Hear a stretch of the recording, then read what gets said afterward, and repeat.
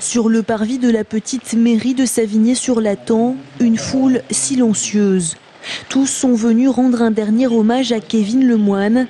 Famille, amis, représentants de l'État, anonymes, militaires du 3e RIMA de Vannes, anciens combattants, unis dans la douleur d'avoir perdu un des leurs à l'âge de 20 ans.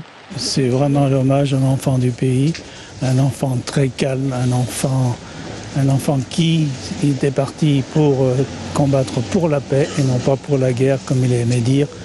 À ceux qui lui disaient, il était parti à la guerre, il lui disait non, moi je suis parti pour combattre pour la paix. Et vous avez vu l'hommage de ses jeunes compagnons, il avait au moins une vingtaine de camarades, tous habillés en noir, qui lui ont rendu un hommage très sincère et très sérieux.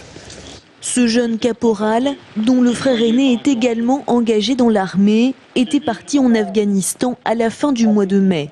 Kevin Lemoine, élève de première classe, exécutait une mission de sécurisation à une 60aine de kilomètres de Kaboul le 27 septembre dernier, lorsqu'il a été frappé mortellement par la foudre, ainsi que 2 autres militaires servant également sous drapeau français.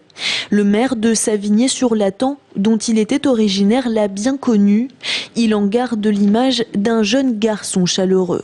Un souvenir de sa gentillesse et de son calme et de sa joie de vivre, parce qu'il était plein de vie.